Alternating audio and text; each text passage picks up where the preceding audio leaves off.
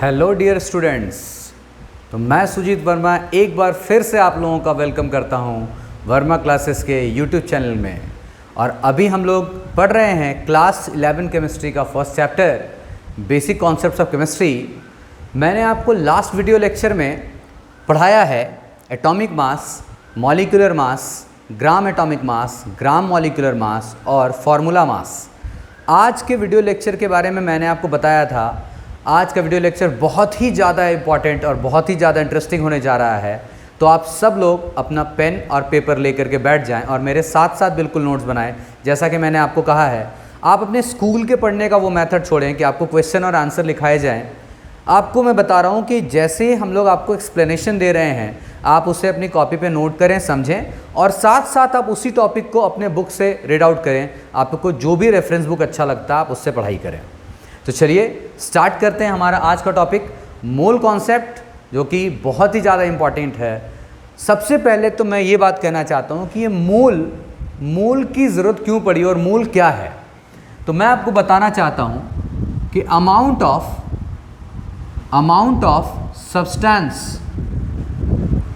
Of substance को represent करने के लिए यूनिट की रिक्वायरमेंट है और उसी यूनिट का नाम मोल है। तो अमाउंट ऑफ सब्सटेंस के लिए जो यूनिट यूज़ होता है उसे कहा जाता है मोल। मतलब अमाउंट ऑफ सब्सटेंस को मोल के टर्म्स में रिप्रेजेंट किया जाता है। जैसे डिस्टेंस के लिए किलोमीटर यूज़ करते हो आप, मास के लिए केजी यूज़ करते हो, बिल्कुल वैसे ही अमाउंट ऑफ सब्सटेंस को रिप्रेजेंट करने के लिए मोल का यूज़ किया जाता है। अब हमें ये जानना है कि ये मोल है क्या चीज़। मोल की ज़रूरत इसलिए पड़ गई क्योंकि केमिस्ट्री में जो रिएक्शंस होते हैं वो किसी एक एटम, एक मॉलिक्यूल, 5 एटम 5 मॉलिक्यूल के साथ नहीं होता। 60 लाख करोड़ इतने मॉलिक्यूल्स यूज़ हुए या फिर उससे भी बहुत ज़्यादा।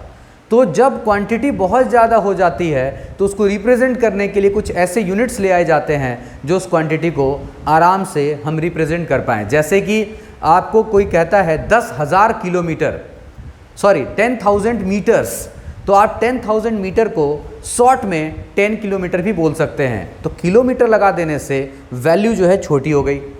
तो बिल्कुल मोल भी इसी तरीके से काम करने वाला है। वो नंबर ऑफ एटम्स को, नंबर ऑफ मॉलिक्यूल्स को, या यूँ कहें तो नंबर ऑफ पार्टिकल्स को बहुत ही छोटा कर देगा। चलिए स्टार्ट करते हैं और देखते हैं व्हाट इज मोल। मोल के बारे में आपको बता रहा हूँ। मोल का मैं डेफिनेशन पहले बता रहा हूँ। आज मैं आपको बिल्कुल एक्सप्लेन करूंगा कि मोल की वैल्यू किस तरीके से निकाली गई। तो डेफिनेशन क्या है कि number of atoms present in 12 gram of C12। ये लाइन आप ध्यान से पढ़ें। मैंने आपको पिछले क्लास में आइसोटोप के बारे में बताया था, उसके पिछले क्लास में बताया था कार्बन के आइसोटोप्स होते हैं जिसमें C12 भी उसका एक आइसोटोप है। C12 का मतलब कि इस कार्बन का एटॉमिक मास 12U है या 12 AMU है। ये सब मैंने आपको पिछले वीडियो लेक्चर में बताया है और आप वीडियो लेक्चर्स को ध्यान से देखें। Number of atoms present in 12 gram of C12, उसे ही कहा जाता है मोल। तो जैसे मैंने आपको 12 ग्राम कार्बन दे दिया, 12 ग्राम कार्बन दे दिया, वो भी C12 वाला। अब आपको उस 12 ग्राम कार्बन के अंदर देखना है कि यहाँ कितने कार्बन के एटम्स हैं, उसे ही मोल कहा जाएगा या वही 1 मोल की वैल्यू होगी। तो अभी मैं इसको बिल्कुल एक न्यूमेरिकल की तरह आपके सामने प्रेजेंट करने वाला हूँ और आई होप कि आप न्यूमेरिकल से बिल्कुल नहीं भागेंगे। जो चीज़ ज़्यादा परेशान करती है उसे हमें परेशान करना है, आपको याद होगा, और इतना परेशान करेंगे कि वो हमारे हाथ में आ जाए, वो हमारे कब्जे में आ जाए। तो न्यूमेरिकल को लेके जो आपके मन में बना हुआ है कि ये टफ होता है, नहीं हो पाएगा, उसी पे सबसे ज़्यादा अटैक करेंगे हम लोग। ओके, चलिए तो हमें निकालना है कि C12 के 12 ग्राम में कितने एटम्स होते हैं। तो अगर मैं आपसे ये पूछूं, एक सिंपल चीज़ मैं पूछूं, जैसे मान लीजिए कि ये एक कंटेनर है या एक टंकी है जो 500 लीटर की है और हमारे पास एक छोटी सी बाल्टी है, छोटा सा बकेट है जो कि 10 लीटर का है। तो अगर आपको इस टंकी को पूरा भरना है तो आप इस बाल्टी से यहाँ कितनी बार पानी डालोगे? सोचिए, आप में से बहुत लोगों ने सोच भी लिया होगा। 50 टाइम्स, 50 बार। कैसे निकाला आपने?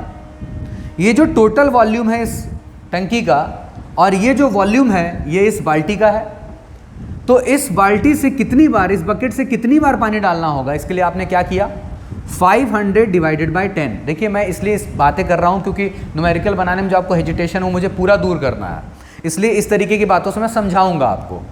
तो 500 लीटर डिवाइडेड बाय 10, इसका मतलब 50 तो आपका तभी आया जब आपने 500 को 10 से डिवाइड किया।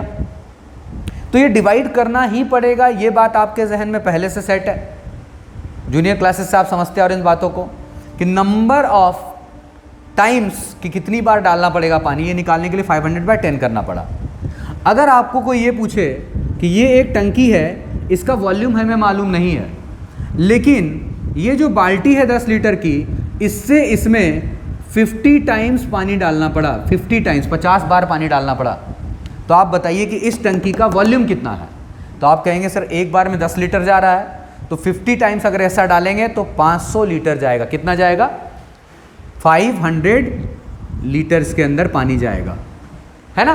तो इस बार आपने मल्टीप्लाई किया, तो आपको कब डिवाइड करना है, आपको कब मल्टीप्लाई करके आंसर निकालना है, ये बातें आपको समझ में आनी चाहिए, ठीक है। तो चलिए, हमारा टारगेट ये नहीं है, हमारा टारगेट है एक्चुअली में number of atoms present in 12 gram of C12, carbon के C12 आइसोटोप में उसके 12 ग्राम में कितने नंबर ऑफ एटम्स होते हैं। तो आप देखिए कि हमें क्या निकालना है। देखिए न्यूमेरिकल में कैसे बनाता हूँ, सीखिए यहीं से कि हमें क्या निकालना है, नंबर ऑफ एटम्स। और नंबर ऑफ एटम्स के लिए हमारे पास क्या है, टोटल मास। कौन सा मास है ये, टोटल मास, जो कि टोटल मास कितना है 12 ग्राम। हमें जानना है नंबर ऑफ एटम्स। देखिए ये 12 ग्राम हमारे पास टोटल कार्बन है जो मेरे हाथ में है 12 ग्राम, इसमें कितने नंबर ऑफ एटम्स हैं। तो हमें टोटल मास मालूम है। अगर हम किसी एक एटम का मास पहले मालूम कर लें, एक एटम का मास पहले मालूम कर लें और उस एक एटम के मास से इस टोटल मास को डिवाइड कर दें, तो सभी एटम्स के मास ने मिलके ही 12 ग्राम बनाया होगा। तो उससे हमें नंबर ऑफ एटम्स की जानकारी हो जाएगी। फिर से रिपीट कर रहा हूँ, 500 लीटर की टंकी है, एक 10 लीटर की पानी की बाल्टी से आप इसमें पानी डालोगे, कितनी बार डालना पड़ेगा, कितने बाल्टी पानी इसमें अटेंगे, सर 50 बाल्टी अटेगा। तो डिवाइड किसको किससे किया, टोटल मास को डिवाइड करना पड़ेगा मास ऑफ वन पार्टिकल से, ताकि कितने पार्टिकल हैं इसकी जानकारी मिल जाए, कितने एटम्स हैं इसकी जानकारी मिल जाए।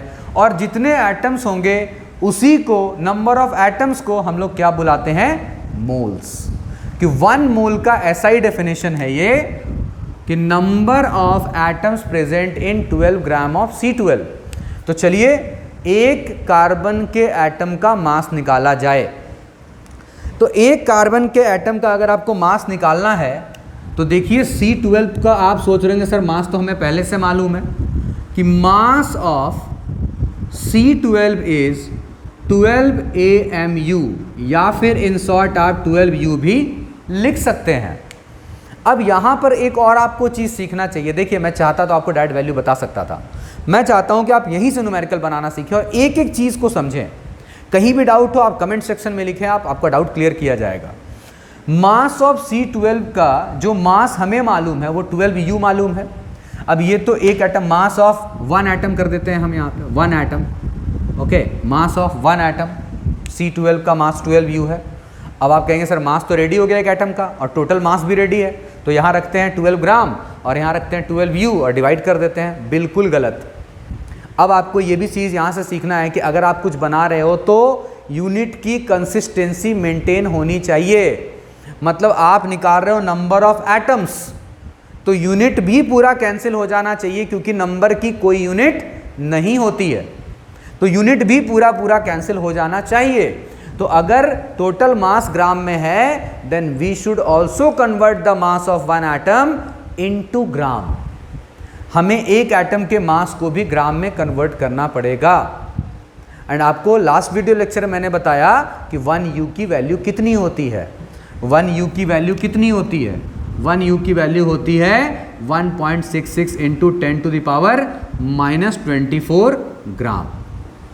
तो जब 1 U की वैल्यू हमें मालूम है तो फिर 12 U की वैल्यू निकालने में क्या दिक्कत है। 12 इंटू 1.66 इंटू 10⁻⁻24 ग्राम। ये हमने मास ऑफ 1 एटम ऑफ C12 को U से ग्राम में कन्वर्ट कर दिया, ग्राम में कन्वर्ट कर लिया। ग्राम में क्यों चेंज किया? क्योंकि जो हमारा गिवन मास था वो भी किस में था? ग्राम में था। अब हम ये दोनों वैल्यूज यहां पे डालेंगे तो मैं लिखता हूं number of atoms is equal to total mass divided by mass of 1 atom. तो टोटल मास को एक एटम के मास से डिवाइड करेंगे तो नंबर ऑफ एटम्स की जानकारी होगी और उसी को क्या कहा जाता है? क्या कहा जाता है? मोल्स। तो हमें मोल्स के बारे में तो जानना है कि मोल क्या है। तो वैल्यू डालिए 12 gram divided by 12 into 1.66 into 10⁻⁻24 ग्राम। अब आप सोचिए ग्राम इस ग्राम को कैंसिल कर देगा, काटने की जरूरत नहीं, समझने की जरूरत है। ग्राम इस ग्राम को कैंसिल कर देगा, है ना। फिर ये 12 इस 12 को कैंसिल कर दिया। तो अब जब इसको सॉल्व किया गया 1/1.66 इंटू 10⁻⁻24 को, तो जो रिजल्ट निकल के सामने आया वो आया 6.022 इंटू 10⁻23 और यही है हमारे 1 मोल की वैल्यू। मतलब हमने पूरा कैलकुलेट किया और 1 मोल की वैल्यू निकाली 6.022 इंटू 10⁻23। ये फिक्स्ड वैल्यू है। इसी को एवोगाड्रो नंबर भी कहा जाता है। क्या कहते हैं? Avogadro number. और इसे रिप्रेजेंट करने के लिए Na का यूज किया जाता है। N कैपिटल A रहेगा N के टेल में। मतलब अगर कहीं Na लिखा है तो वो मोल्स को रिप्रेजेंट कर रहा है, नंबर ऑफ पार्टिकल्स को रिप्रेजेंट कर रहा है। तो ये हमने आपको बताया कि मोल किसको रिप्रेजेंट करता है। अमाउंट ऑफ सब्सटेंस को रिप्रेजेंट करने की यूनिट है मोल्स। 3 मोल्स, 5 मोल्स, 0.5 मोल। यह बात आप क्लियर समझ लो कि मोल किसको रिप्रेजेंट करता है? अमाउंट ऑफ सब्सटेंस को। नाउ मोल क्या है वो मैंने आपको बताया, number of atoms present in 12 gram of C12 atom. इसे हम क्या बुलाते हैं? Sorry, C12 isotope. इसको हम क्या बुलाते हैं? मोल्स बुलाते हैं। तो हमने इसकी वैल्यू निकाली कि टोटल मास तो पता है और एक एटम का मास हमने निकाल लिया। टोटल मास को एक एटम के मास से डिवाइड किया जिससे हमें नंबर ऑफ पार्टिकल्स की जानकारी हो गई, नंबर ऑफ एटम्स की जानकारी हो गई। नंबर ऑफ पार्टिकल्स भी आप कई जगह लिखा हुआ देखेंगे, कंफ्यूज होने की जरूरत नहीं है। ठीक है, इसे ही 1 मोल कहा गया स्टैंडर्ड तरीके से। भैया ये 1 मोल है और 1 मोल की वैल्यू इतनी ही होगी। अब मैं आपको एक बहुत ही इंपॉर्टेंट चीज़ बताऊंगा, लेकिन आप पहले इसका स्क्रीनशॉट लें या आप नोट करें अपनी कॉपी पे। और ऐसे ही आप वीडियो, जैसे इतना देर आपने देखा, अब आप इसको समझ लिए, आप इसको नोट कीजिए आप पहले, फिर आप इसके आगे का वीडियो देखिए पॉज करने के बाद। ठीक है, फिर आप आगे का प्ले कीजिए। चलिए आप नोट कीजिए।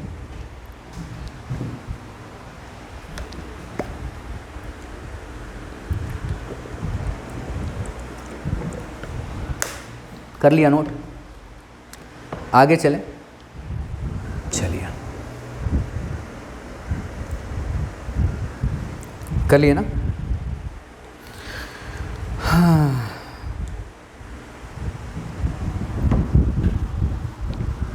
आगे चलते हैं। अब बहुत ही इंपॉर्टेंट चीज,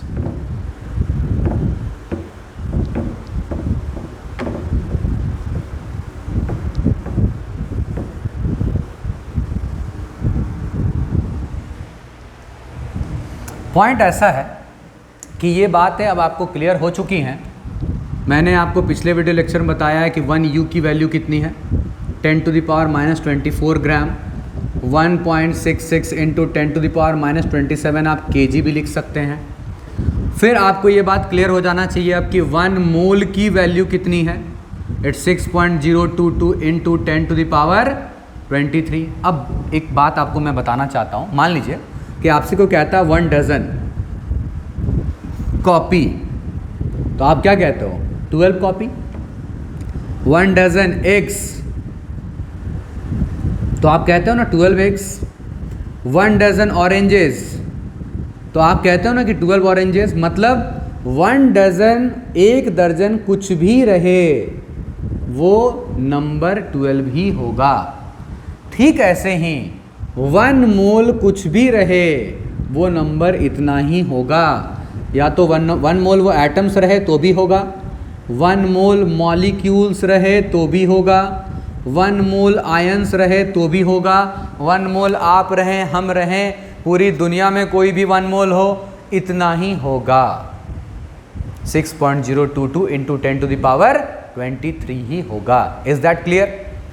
ये बात आपको क्लियर हो गई? अगर कोई कहता है 1 मोल आम, तो 1 मोल आम का मतलब इतना ही होगा। तो इतनी बड़ी वैल्यू को आप 1 मोल से या फिर 1 Na से भी रिप्रेजेंट कर सकते हैं। सिर्फ Na भी लिखेंगे तो भी चलेगा, 1 Na लिखेंगे तो भी चलेगा। क्या ये बात क्लियर हो गई? क्या ये बात क्लियर हो गई? बहुत इंपॉर्टेंट पॉइंट है, आप इसको ध्यान से नोट करें, समझें। अब मैं आपको यहाँ कुछ 1-2 छोटे मोटे न्यूमेरिकल्स करवाता हूँ इसके, क्योंकि ये मोल कॉन्सेप्ट का पहला क्लास है तो मैं आपको बहुत ज़्यादा एक ही बार में नहीं बताऊंगा। आप पहले इसको पढ़ेंगे, याद करेंगे, लिख के प्रैक्टिस करेंगे, लिख के प्रैक्टिस करेंगे। मैं बार बार कहता हूँ पढ़िए कम, लिखिए ज़्यादा, कंटेंट बहुत है और क्वेश्चन आंसर वाली पढ़ाई अब नहीं चलेगी। आपको डिटेल कंटेंट समझना है ताकि आपसे कभी भी कोई भी क्वेश्चन पूछा जाए उसके अंदर से तो आप जवाब दे पाएँ। चलिए आप नोट कीजिए। कर लिया?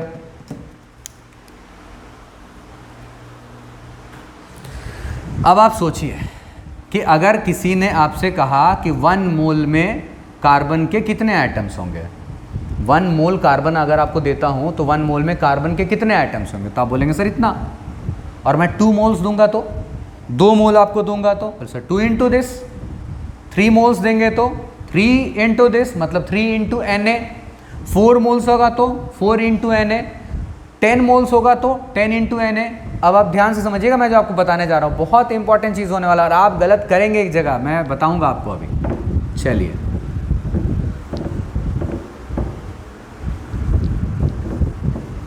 चलिए मैं यहाँ 1-2 पॉइंट पे बातें कर रहा हूँ। जैसे कि अभी अभी आपको बोला 1 मोल अगर कोई कहता है सोडियम एटम, तो बिल्कुल 6.022 into 10 to the power 23 atoms of sodium. 1 mole sodium atom का मतलब इतने एटम्स होंगे, जो कि बहुत ज़्यादा है नंबर्स में। 1 मोल और 1 एटम का डिफरेंस समझ लीजिएगा ध्यान से। 1 मोल बोलेंगे तो बहुत ज़्यादा है एक एटम के कंपैरिजन में, 60 लाख करोड़ ऐसा ही कुछ वैल्यू होता होगा। लेकिन 6.022 10 टू द पावर 23 एटम्स होंगे। तो 1 मोल सोडियम एटम का मतलब इतने एटम्स हुए। किसी ने कहा 1 मोल वाटर मॉलिक्यूल, वाटर तो मॉलिक्यूल है लेकिन एक मॉलिक्यूल नहीं, 1 मोल वाटर मॉलिक्यूल, इसका मतलब भी 6.022 10 to the power 23 molecules of water. तो अगर कोई 1 मोल एटम बोले, 1 मोल मॉलिक्यूल बोले, 1 मोल आयन बोले, मतलब इतना ही होगा। Is that clear? क्या ये बात आपको समझ में आ गई? चलिए, वेरी गुड। नाउ अगर कोई कहता है कि 3 मोल्स ऑफ वाटर मॉलिक्यूल कितना होगा, कितने मॉलिक्यूल्स होंगे, कितने मॉलिक्यूल्स होंगे किसके? वाटर के। तो भैया आपको वाटर के मोल्स दे दिए गए हैं कि भाई 3 मोल में कितने मॉलिक्यूल्स होंगे। आप कहोगे सर 1 मोल में जितने होंगे 3 मोल में उसका 3 गुना होगा, 3 टाइम्स होगा। यही तो मैथमेटिक्स कहता है। बिल्कुल सही, 1 मोल में जितने होंगे 3 मोल्स में उसके 3 टाइम्स होंगे। सही बात सोच रहे हो आप। लेकिन आप इसको रिप्रेजेंट कैसे करो? मान लो कभी आप ऑब्जेक्टिव बना रहे हो और आपको जो आंसर है वो Na के टर्म्स में लिखा गया। किसके टर्म्स में? Na के टर्म्स में। तो Na का मतलब भी इतना ही होता है, एवोगैड्रो नंबर। तो आपका आंसर जो होगा वो हो जाएगा 3Na। कितना हो जाएगा? 3Na। आप लिखो 3 into 6.022 into 10 to the power 23, या फिर इसको आप शॉर्ट में क्या लिख सकते हो? 3Na। दोनों ही रिजल्ट सही हैं, दोनों ही रिजल्ट सही हैं। 3 मोल्स 3Na भी सही है और 3 इंटू 6.022 10 टू द पावर 23 भी सही है। तो मैं आपको बता रहा हूँ, मान लीजिए किसी ने आपसे पूछा भैया 10 मोल्स में कितने मॉलिक्यूल्स होंगे, 10 मोल्स में वाटर के कितने मॉलिक्यूल्स होंगे, वाटर का कितना मॉलिक्यूल होगा। अगर हम 10 मोल वाटर ले लें तब 10 मोल में आपका तुरंत आंसर क्या होगा? 10Na। कितना होगा? 10Na। क्या? मॉलिक्यूल्स किसके? किसके? वाटर के, मॉलिक्यूल्स ऑफ वाटर। तो इसका मतलब ये आया समझ में हमें कि कि अगर आपको सेम स्पीसीज का चेंज करना हो, सेम स्पीसीज का मतलब है कि वाटर के मॉलिक्यूल के बारे में बोल के या वाटर के मोल्स के बारे में बोल के वाटर के ही मॉलिक्यूल के बारे में पूछा। जैसे आपको पूछा कि 5 मोल्स सोडियम में सोडियम के कितने एटम्स होंगे, कितने एटम होंगे सोडियम के, तो 1 मोल में कितने होते हैं 1 Na, शॉर्ट में लिख रहा हूँ तो Na लिख रहा हूँ, और 5 मोल्स में कितने होंगे तो 5 Na। भाई ये Na और ये Na सेम नहीं है, ध्यान देना, ये Na सोडियम को रिप्रेजेंट करता है और ये Na किसको रिप्रेजेंट करता है, एवोगैड्रो नंबर को रिप्रेजेंट करता है। क्या ये बात क्लियर हो गई कि अगर 1 मोल के अंदर सपोज मान लीजिए कि 1 डजन में 12 ऑरेंज, तो 5 डजन में कितना होगा 12 इंटू 5, 5 गुना होगा ना। ठीक वैसे ही 1 डजन में इतने एटम्स, तो 5 मोल में 5 गुना एटम्स। 1 मोल में 1 Na मॉलिक्यूल, तो 10 मोल्स में 10 Na मॉलिक्यूल्स। ठीक वैसे आप बिल्कुल दिमाग में डजन वाला कॉन्सेप्ट रखें तो डजन के हिसाब से आप इसको भी समझ जाएंगे, लेकिन बस डिफरेंस इतना है कि 1 डजन में 12 एंटिटीज़ होती थी, 12 ऑब्जेक्ट्स होते थे, और 1 मोल के अंदर काफ़ी ज़्यादा ऑब्जेक्ट्स हो रहे हैं, 6.022 इंटू 10⁻23 हो रहा है। क्या ये क्लियर है? क्लियर है बिल्कुल। तो अब क्या मैं यहाँ से एक फॉर्मूला बना लूँ? ये बात समझ में आ गया। अगर हमें नंबर ऑफ़ एटम्स बनाना है, अगर हमें नंबर ऑफ़ मॉलिक्यूल्स बनाना है, मैं 2 जगह मार्क कर रहा हूँ, इस 2 जगह को आप देखिएगा, सिर्फ देखिए, एक मैं यहाँ लगा रहा हूँ मार्क, एक मैं यहाँ लगा रहा हूँ मार्क। अगर हमें मोल्स बता दिया जाए, जैसे 5 मोल्स में कितने एटम्स, अगर हमें मोल्स बता दिया जाए कि 10 मोल्स में कितने मॉलिक्यूल्स, क्या करना पड़ता है, दोनों ही बार सेम चीज़ किया हमने। मोल्स को जब नंबर ऑफ़ एटम्स में बदलना हो या मोल्स को नंबर ऑफ़ मॉलिक्यूल्स में बदलना हो, ऐसे केस में नंबर ऑफ़ मोल्स को एवोगैड्रो नंबर से मल्टीप्लाई कर दिया जाता है। क्लियर है? नंबर ऑफ़ मोल्स को, जैसे 5 मोल्स बोला तो 5 इंटू एवोगैड्रो नंबर, 10 मोल्स बोला तो 10 इंटू एवोगैड्रो नंबर। लेकिन याद रहे ये फॉर्मूला सिर्फ और सिर्फ सेम स्पीसीज़ के लिए होता है। सिमिलर स्पीसीज़ मतलब सोडियम का देके सोडियम का पूछना, वाटर का देके वाटर का पूछना, वहाँ पर आप ये काम आसानी से कर सकते हैं। जैसे मैंने आपको कहा कि 0.8 मोल ऑफ, मैंने कहा 0.8 mole of 0.8 mole of NaOH, 0.8 moles of NaOH equal to how much molecules of NaOH। ज़रा आंसर लिख के बताइए कमेंट सेक्शन में, अगर आप देख रहे हैं कि क्या होगा इसका आंसर। 0.8 मोल्स ऑफ NaOH, कितने मॉलिक्यूल्स होंगे NaOH के, कितने मॉलिक्यूल्स होंगे, बिल्कुल 0.8 Na मॉलिक्यूल्स होंगे। जितने मोल्स उससे आपको सिर्फ एवोगैड्रो नंबर को मल्टीप्लाई करना है। ठीक वैसे ही जैसे कि 1 डजन में 12 ऑब्जेक्ट, तो 5 डजन में कितना, सिर्फ आपको हर बार 12 से ही मल्टीप्लाई करना है। वैसे यहाँ पे 12 की जगह पर 6.022 इंटू 10⁻23 है। Is that clear? How to convert moles into number of atoms, moles into number of molecules. भैया ठीक से पढ़ना, एक एक चीज़ पे न्यूमेरिकल करना है बाद में, हमें वहाँ कन्फ्यूज़न नहीं मांगता मेरे को, ठीक है? तो एकदम ध्यान से समझना, एक एक चीज़ आपको डिटेल में समझा रहा हूँ। चलिए अब जो हमने पढ़ा उससे एक फॉर्मूला रेडी करते हैं और 1-2 छोटे छोटे क्वेश्चंस भी हम लोग आज देखते हैं। नोट कीजिए।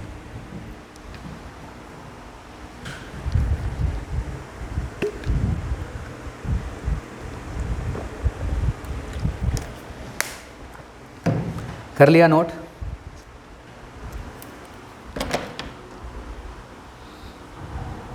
चलिए हटा दूँ, फॉर्मूला लिख दे। नंबर ऑफ़ एटम्स कैसे बनाते हैं, नंबर ऑफ़ मॉलिक्यूल्स कैसे बनाता है। आई होप कि आप समझ गए होंगे। तो ये सब कुछ पढ़ने के बाद हम लोगों ने डिसाइड कर लिया कि नंबर ऑफ़ मोल्स अगर हमें कोई बताएगा और हमसे नंबर ऑफ़ एटम्स पूछेगा या फिर नंबर ऑफ़ मॉलिक्यूल्स पूछेगा, क्या करेगा? नंबर ऑफ़ एटम्स पूछेगा या मॉलिक्यूल्स पूछेगा और हमें बताएगा नंबर ऑफ़ मोल्स। क्या बताएगा? Number of moles. तो नंबर ऑफ़ मोल्स को हमें कुछ नहीं करना है, एवोगैड्रो नंबर से मल्टीप्लाई करना है, जिसको कि इन शॉर्ट क्या बुलाया जाता है? Na। ये हो गया अपना फॉर्मूला रेडी कि भाई अगर कोई हमें नंबर ऑफ एटम्स पूछे या मॉलिक्यूल्स पूछे और हमें उसी का मोल्स बता दे और उसी के बारे में पूछे कि कितने एटम्स हैं इसमें, तो हम बस उसे एवोगैड्रो नंबर से मल्टीप्लाई कर देंगे। तो चलिए एक दो क्वेश्चन देख लेते हैं। क्वेश्चन है अपना कि 2 moles of helium is equal to how much atoms of helium, how much atoms of helium. और क्वेश्चन नंबर 2 है 30.110 into 10⁻23 molecules of HCl is equal to how much moles of HCl। ये 2 question है। जितना मैंने अभी तक आपको बताया है उसी के अकॉर्डिंग आप इसको ट्राई करें। सबसे पहले आप वीडियो को पॉज करें, पॉज करने के बाद आप दोनों क्वेश्चन खुद से ट्राई करें जितना भी आपको समझ में आता है, एंड उसके बाद फिर आप वीडियो को आगे प्ले करके इसे देखें। जैसे कि क्वेश्चन नंबर 1, वीडियो पॉज करके आप बनाइएगा, मैं आगे डिस्कस कर रहा हूँ। 2 मोल्स ऑफ हीलियम में कितने एटम्स होंगे हीलियम के? वैल्यू फिर से लिख देता हूँ। 1 mole is equal to 6.022 into 10⁻23। ये वैल्यू हमें याद रखनी है। इसे हम शॉर्ट में क्या बुलाते हैं? Na भी बुलाते हैं, मतलब एवोगैड्रो नंबर, जो कि यहाँ फॉर्मूला में लिखा हुआ भी दिख रहा है। तो 1 मोल में इतने ही जब होते हैं तो 2 मोल्स में कितने होंगे? इसका डबल। तो बस हम इसे 2 से मल्टीप्लाई कर देंगे। तो आपका आंसर चाहें तो आप 2Na भी लिख सकते हैं, या फिर आप 2 इंटू 6.022 इंटू 10⁻23 भी लिख सकते हैं। डिपेंड करता है कि अगर ये ऑब्जेक्टिव क्वेश्चन है तो आंसर किस टर्म्स में दिया गया है। तो मैं आपको उस टर्म में बता रहा हूँ, Na के टर्म में भी कैसे लिखना है। और सॉल्व करेंगे तो क्या होगा? 4 4 0 और यहाँ 6 इंटू 2 12 आएगा। ठीक है, आप चाहें तो इसे साइंटिफिक नोटेशन में भी कन्वर्ट कर सकते हैं। साइंटिफिक नोटेशन के बारे में मैंने आपको बताया तो है एक वीडियो में पहले भी, फिर से आपको एक बार याद दिला देता हूँ कि अगर आप यहाँ पे पॉइंट को लेफ़्ट में लेके आएंगे एक बार, तो जितनी बार आप पॉइंट को बाएं तरफ लेके चलते हैं 10 के पावर में उतना ही ऐड करते हैं। जितनी बार आप दशमलव को पॉइंट को लेफ़्ट बाएं तरफ लेके चलते हैं उतनी बार आप 10 के पावर को बढ़ाते हैं, ऐड करते हैं। तो अभी तो एक बार ले जाने का प्लान है, तो बस 1.2044 इंटू 10⁻, क्या कर दिया? 24। एक बार लेफ्ट लेके गए तो 10 के पावर में भी एक बार हमने बढ़ा दिया। ये हो गया साइंटिफिक नोटेशन में आंसर। तो डिपेंड करता है कि क्वेश्चन का जो आंसर है वो किस तरीके से दिया गया है। याद रखिए, जितनी बार पॉइंट को लेफ्ट लेके जाते हैं उतनी बार पावर 10 का बढ़ता है। और according to scientific notation point के लेफ्ट साइड में कम से कम 1 रहेगा, ज़्यादा से ज़्यादा 9 रहेगा। कम से कम 1 यहाँ लिख देते हैं, चलिए n इंटू 10⁻n। तो कम से कम n का वैल्यू 1 रहेगा, मतलब 1.0 से शुरू होगा और मैक्सिमम 9.99 तक चलेगा। मतलब पॉइंट के लेफ्ट में मिनिमम 1, मैक्सिमम 9। तो यहाँ पॉइंट के लेफ्ट में 12 था, इसलिए हम 1 कर दिए, और जितनी बार लेफ्ट आएंगे उतनी बार 10 के पावर में ऐड करेंगे। अगर राइट जाना पड़ता तो 10 के पावर में माइनस करते। जितनी बार दाहिनी तरफ जाते, राइट साइड जाते, उतनी बार माइनस करते। ठीक है, चलिए। तो 2 मोल्स में इतने एटम्स, जो कि बहुत ज़्यादा हैं, किसके? हीलियम के। तो आप देख रहे हैं काफ़ी बड़ी वैल्यू है, और इसको रिप्रेजेंट करने के लिए सिंपली हम क्या लिख सकते हैं? 2 मोल्स। क्या ये क्लियर हो गया? बना लिया आपने? चलिए अब चलते हैं अगले क्वेश्चन की तरफ, जिसमें ये कहा गया है कि इतने ढेर सारे मॉलिक्यूल्स मिले हैं HCl के। तो इतने मॉलिक्यूल्स जो HCl के हमारे पास हैं, इसमें कितने मोल्स HCl हैं? तो आपको तो अभी ये समझ में आने लगा होगा कि अगर आपसे मान लीजिए कि कोई डिस्टेंस पूछ रहा है, आपके घर से VC तक का डिस्टेंस, और मान लो सपोज आज 2 किलोमीटर से आप आते हो, 2 किलोमीटर से आते हो। जब आप मीटर में बताओगे तो आप बोलोगे सर 2000 मीटर्स। जब आप किलोमीटर में बताओगे तो ऑटोमेटिकली छोटा बताओगे वैल्यू, 2 किलोमीटर्स।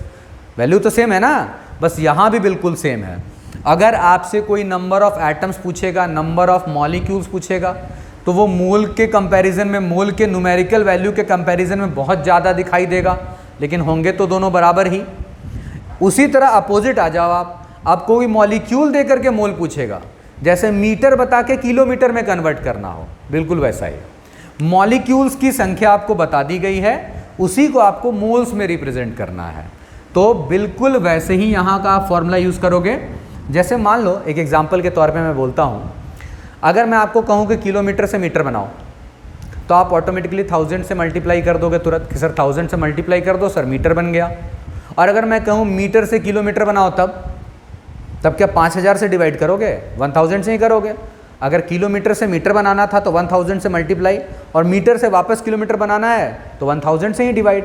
तो यहाँ पर एवोगैड्रो नंबर वो नंबर है जिससे हमें मल्टीप्लाई करना पड़ेगा और उसी से हमें डिवाइड भी करना पड़ेगा। डिपेंड करता है कि क्या दिया है और क्या पूछा जा रहा है।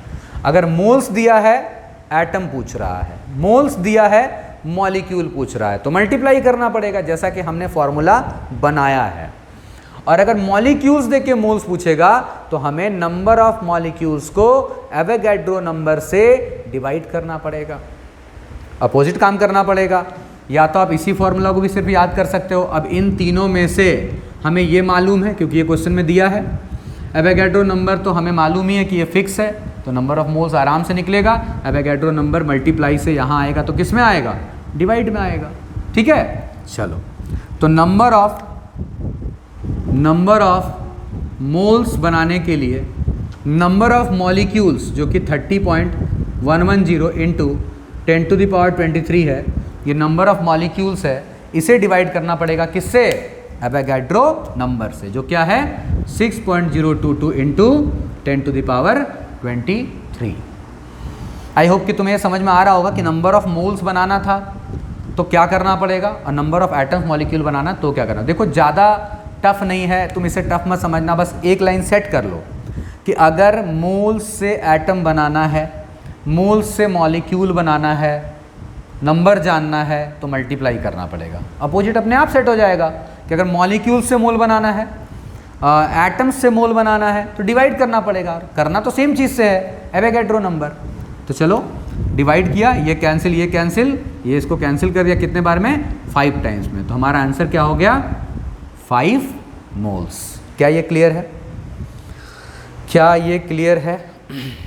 देखो अच्छे से समझो।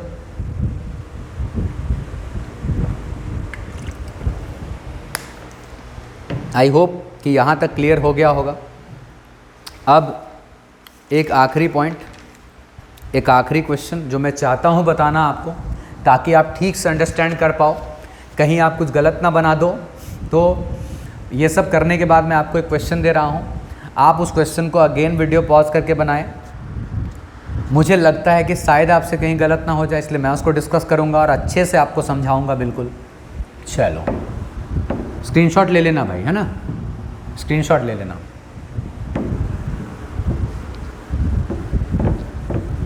नोट्स बनाना, प्रैक्टिस करना, बार बार लिखना, ताकि अगर कहीं से भी हम कमज़ोर हैं, अगर हमारे अंदर कोई भी लूप होल है तो हम उसको फिल आउट अभी कर लें। किसी भी टंकी को पूरा भरना है और अगर उसमें 10 छेद हैं तो भाई ऐसा समझ लो कि अगर आपको किसी भी टंकी को पूरा भरना है और उसमें 10 छेद हैं तो टंकी को पूरी भरनी है तो 10 के 10 होल्स बंद करने होंगे। आप अगर 9 होल्स बंद करोगे तो इससे टंकी कभी नहीं भरेगी। आप इस बात को समझ लो कि अगर हमें कोई मुकाम हासिल करना है तो हमें ईमानदारी से और कठिन परिश्रम, मतलब बहुत ही ऑनेस्टी से और हार्ड वर्क करना पड़ेगा, तभी जा कर के सक्सेस हमारे पास चला आएगा। और फिर हमें ज़्यादा कुछ नहीं करना, सक्सेस हमें खुद मिलेगा। बस आपको ईमानदारी से रोज़ पढ़ाई करनी है, ठीक है। आप 10 घंटे पढ़ रहे हो, 15 घंटे पढ़ रहे हो, इट डज़न्ट मैटर, लेकिन आप जितनी देर पढ़ रहे हो बिल्कुल फोकस के साथ पढ़ रहे हो, ये चीज़ बहुत ज़्यादा मैटर करता है। बिल्कुल फोकस से साथ पढ़ो। और वीसी तो आपके साथ पहले भी था, आज भी है और हमेशा रहेगा। चलिए मैं एक क्वेश्चन देता हूँ आपको, आप उसको ट्राई कीजिए। कैलकुलेट, ये आखिरी क्वेश्चन हमारा आज का, number of atoms of hydrogen, number of atoms of hydrogen present in 3 moles of ammonia. Question आप ध्यान से पढ़ें कि आपको नंबर ऑफ एटम्स निकालने हैं, किसके? हाइड्रोजन के किसमें 3 मोल्स ऑफ अमोनिया आपको दिया गया है, 3 मोल्स ऑफ अमोनिया। ट्राई कीजिए, वीडियो पॉज करके ट्राई कीजिए, फिर देखिएगा आगे जो भी जहां भी एरर होगा उसको समझने की कोशिश करेंगे, है कि नहीं। चलो स्टार्ट करें। चलो सबसे पहले आप एक बात समझो, मैंने आपको भी थोड़ी देर पहले कहा सेम स्पीसीज का जब पूछता है तो कोई मेहनत करने की जरूरत ही नहीं है। अगर अमोनिया के मोल्स दे करके अमोनिया के ही मॉलिक्यूल्स पूछे जाते, क्योंकि अमोनिया एटम तो है नहीं, वो तो मॉलिक्यूल है जिसमें नाइट्रोजन का एक एटम हाइड्रोजन के 3 एटम के साथ कंबाइन हो रहा है, तो अमोनिया के ही मोल्स दे करके अमोनिया के ही मॉलिक्यूल्स पूछे जाते, तब हमारा आंसर सीधा सीधा 3Na हो जाता, सेम स्पीसीज का होता तो। लेकिन यहाँ अमोनिया के मोल्स दिए गए हैं और एटम किसी और का पूछ रहा है, हाइड्रोजन का, तो थोड़ा सा ध्यान दीजिए आप यहाँ पे, समझिए। ऐसे तो मैं आपको डायरेक्ट ट्रिक भी बता दूंगा कि आप डायरेक्ट कैसे बनाओगे। बहुत कोई का आंसर आ गया होगा 3Na, लेकिन 3Na सही आंसर नहीं है। मैं आपको बताता हूँ, डिटेल में समझाता हूँ कि कैसे इसका रिजल्ट आया और क्यों आया, फिर मैं आपको ट्रिक भी बता दूंगा बनाने की, ठीक है। जैसे कि चलिए अब आप कम से कम ये बताइए कि वन मॉलिक्यूल ऑफ अमोनिया, अगर मैं अमोनिया का एक सिंगल मॉलिक्यूल देखूं तो सिंगल मॉलिक्यूल में नाइट्रोजन के कितने एटम्स हैं, एक नाइट्रोजन एटम है और 3 हाइड्रोजन एटम्स हैं, 3 NH3 लिखा फॉर्मूला, वही देख के तो मालूम चलता है कितने एटम्स हैं। नाइट्रोजन के 3 एटम्स हैं, तो वन मॉलिक्यूल ऑफ अमोनिया के अंदर में 3 एटम्स हैं, किसके, हाइड्रोजन के। 3 एटम्स हैं किसके, हाइड्रोजन के, एक सिंगल मॉलिक्यूल में। अब मैं आपसे कुछ पूछूंगा, आप सोचिएगा और आंसर देने की कोशिश कीजिएगा अपने से, जहां भी आप देख रहे हैं। भैया देखो, जैसे आपसे पूछा ना, अगर आपको समझ में आ रहा आप वहीं से बोलो सर इतने होंगे इतने होंगे। अब कनेक्ट करने की कोशिश करो खुद को। एक मॉलिक्यूल में 3 एटम, ऐसे ऐसे मैं आपको 2 मॉलिक्यूल दे दूं, कितने एटम्स होंगे हाइड्रोजन के, हाँ आ गया ना, 6 हाइड्रोजन एटम्स सर। ऐसे ऐसे मैं आपको 10 मॉलिक्यूल्स दे दूं, 10 मॉलिक्यूल दे दूं, कुछ नहीं sir 30 atoms.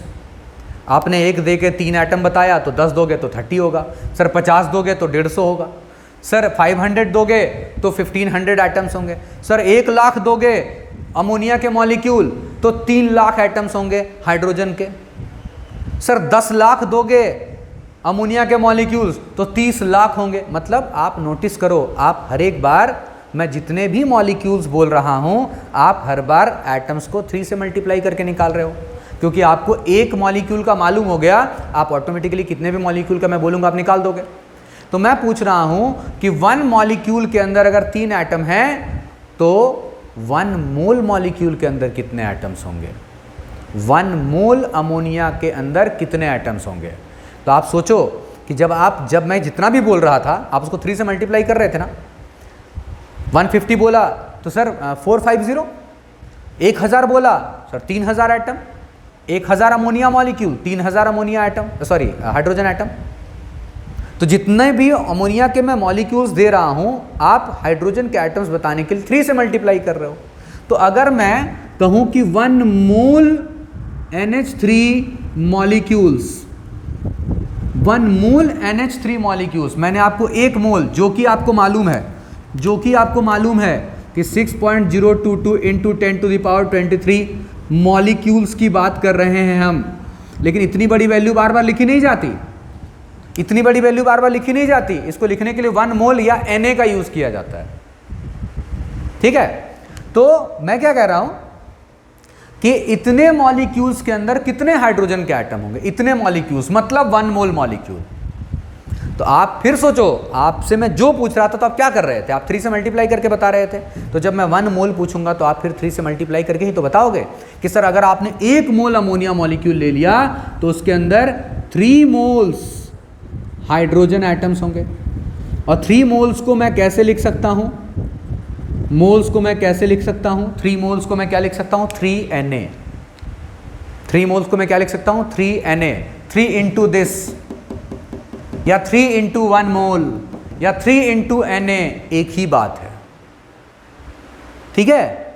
3 into this, 3 into 1 मोल मतलब 3 मोल या 3Na, सब एक ही बात है। जितने भी मॉलिक्यूल्स मैं आपको बता रहा था उसका 3 गुना हाइड्रोजन का आइटम उसमें आ रहा था। तो जितने भी मॉलिक्यूल्स मैंने आपको कहा, अब मैं 1 मोल बोलूँ चाहे जितना भी बोलूँ, आप तो हमेशा 3 से मल्टीप्लाई करके आंसर दोगे। तो 3 से मल्टीप्लाई करके आंसर दे दिया कि सर 3Na हाइड्रोजन एटम्स हैं, 3 मोल्स हाइड्रोजन एटम है, या 3Na भी लिख सकते हो शॉर्ट में। ओके, पूछा क्या गया है 3 मोल्स ऑफ अमोनिया में कितने हाइड्रोजन एटम होंगे?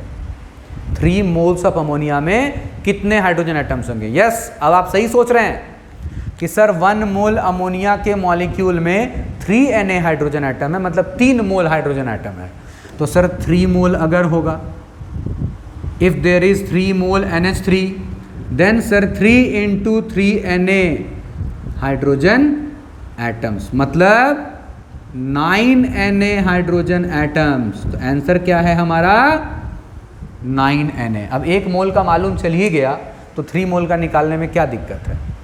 1 किलोमीटर में 1000 मीटर, तो 5 किलोमीटर में 5000 मीटर, 5 से मल्टीप्लाई। जब 1 मोल में इतने एटम्स तो 3 मोल में कितने एटम्स? 3 इंटू। कई लोगों को मैं देखता हूँ कि वो थोड़ा कंफ्यूज होने लगते हैं इसमें। आप पहले 1 मोल के बारे में ना सोचें, आप ये बस सोच लो ना यार, एक मॉलिक्यूल में कितने एटम्स? 3 एटम्स। मैं आपको 2 मॉलिक्यूल दे देता तो 6, 3 दे देता तो 9 एटम्स, 10 दे देता तो 30 एटम्स। जितना भी बोल रहा हूँ क्या कर रहा हूँ? 3 से मल्टीप्लाई कर करके बता रहे हैं नंबर ऑफ एटम्स। तो जितना भी बोल रहा हूँ 3 से मल्टीप्लाई कर करके बता रहे हैं। 1 मोल कहा तो 3 मोल लिख दिया, 1 मोल पूछा तो 3 मोल लिख दिया। और 3 मोल्स को कैसे रिप्रेजेंट कर सकते हैं? 3Na से। इसका मतलब 1 मोल अमोनिया अगर हमें कोई देगा तो 1 मोल अमोनिया में 3 मोल हाइड्रोजन के एटम्स होंगे। और हमसे पूछा गया था 3 मोल, तो 1 मोल में 3 मोल होगा, तो 3 मोल में 9 मोल होगा, 3 इंटू 3Na। आई होप कि आपको समझ में आ गया होगा। अच्छा, डायरेक्ट ट्रिक क्या था?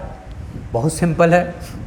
यहाँ पर देखिए NH3 लिखा हुआ है, यहाँ 3 दिख रहा है, तो बस ये 3 इंटू 3 9Na।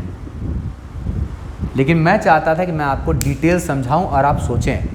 पढ़ाई होती है ब्रेन को इम्प्रूव करने के लिए, तो improve your brain you have to work hard. आपको एक एक चीज़ को समझने पर फोकस करना चाहिए, ना कि रटने पर, ठीक है?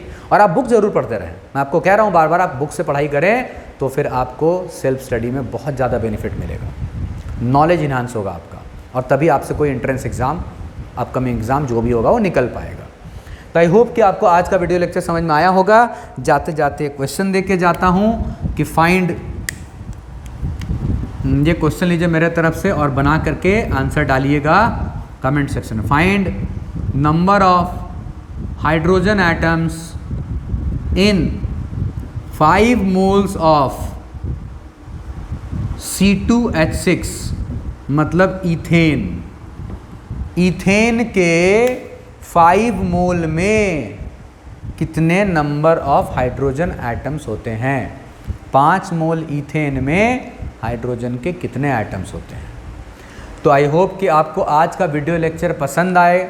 मैंने पूरी कोशिश की कि मैं आपको मोल्स समझाऊं। अगला क्लास हम लोगों का बहुत ही इम्पॉर्टेंट टॉपिक होगा मोलर मास। मोलर मास और एक आध चीज़ है जो आप नोट कर लें, क्योंकि न्यूमेरिकल में कई जगह लिखा हुआ मिलता है, बता देता हूँ वो भी, कि 1 ग्राम एटम अगर कहीं लिखा हुआ दिखे तो आप समझ जाना कि 1 मोल एटम की बात हो रही है। 1 ग्राम मॉलिक्यूल अगर कहीं लिखा हुआ दिखे तो भी आप समझ जाना कि 1 मोल मॉलिक्यूल की बात हो रही है।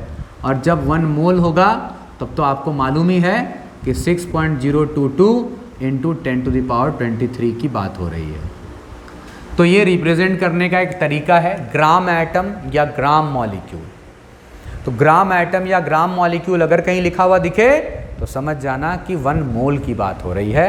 न्यूमेरिकल में यूज़ होगा, तो कंफ्यूज नहीं होना आपको। ओके, बहुत सारी चीज़ें मैंने आपको बताई। मोल कॉन्सेप्ट के बारे में बताया कि मोल्स क्या है।